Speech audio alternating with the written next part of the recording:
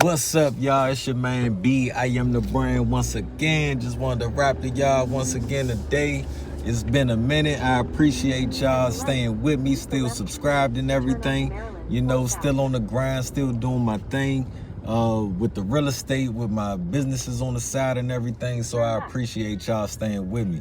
But you know, I've gotten a lot of hits and a lot of people calling me about, you know, the Terrence Howard interview, what I think about it and everything. And so this is just my opinion on it real quick. I'm gonna give it to you. First of all, you know, I think he started off like any other egomaniacal celebrity that we know of, you know, Trump, Kim Kardashian, Diddy. But he came off like that, you know, talking about he could hear, you know, he could think while he was in the womb. He remembers everything. He knew what his hand was and all that stuff, you know. And not to say that stuff isn't true and that can't happen, but I just don't think he experienced that. You know, I definitely believe it's people who experience it, but I don't think he experienced that particularly. And then he talking about he was a genius back in the day and all that stuff. Cat Williams was talking about that, but we never heard of these geniuses when we were from back in the day, and they didn't do anything outside of acting and comedy. So it's like, you know, that came off a little suspect for me. But other than that, you know, I was following a lot of what he said because, you know, I definitely follow a lot of the ancient esoteric scriptures. I try to learn a lot of that knowledge and everything. I got the Bhagavad Gita, the Quran, the Mahabharata, the Analects, you know, you name it, I try to get it, you know, and that's real. I believe in learning as much as possible about the past so we can know about the future. Sankofa. So, you know, I definitely agree with a lot of what he was saying as far as with science and everything. But at the same time, when he started with the 1 × 1 = 2, then that just kind of lost me.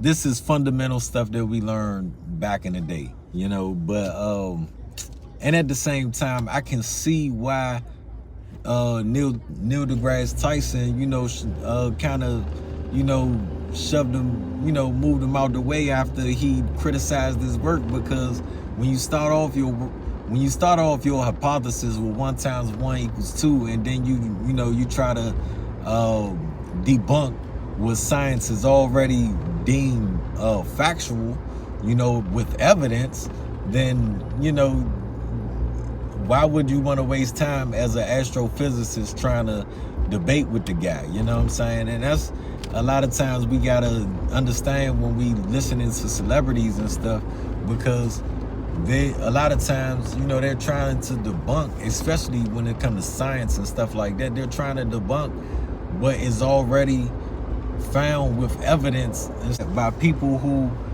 are in their field, experts in their field, that, you know, make a career out of this field. It's like a doctor going to Terrence Howard, telling Terrence Howard how to act. You know, it don't make sense, you know. But and again, that's not to say that you can't debunk science, because you definitely can. A regular person definitely can debunk science. But you know how you can do it? Through applied science. Through applied science. That's the best way to do it. You know what I'm saying? If you can apply the theory that you have to technology and then prove to the world, especially if you can get corporate America to back it, then you good right there. One example is Tesla. Tesla company. You know what I'm saying? Tesla was telling everybody electric vehicles and all that stuff was possible back 100 years ago. You know what I'm saying? And science and the corporate world was saying that it wasn't possible. Gas is king. That it wasn't possible. But guess what? Elon Musk bought the rights to Tesla.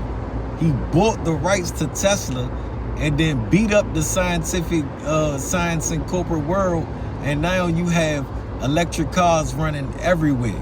You know what I'm saying? So you can definitely prove science wrong. You can prove the economists wrong, financiers wrong, and all that stuff just by, you know, applying what you know and applying it to technology, to real world events, and making a success out of it.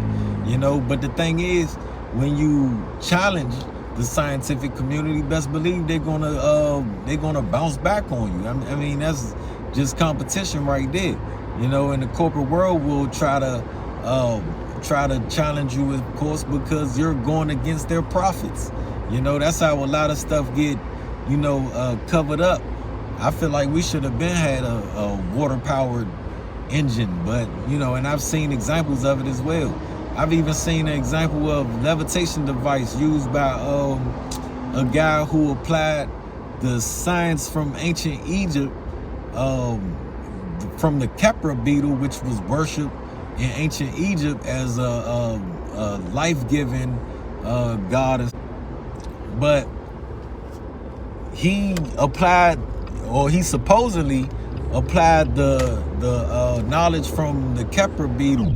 The higher ground.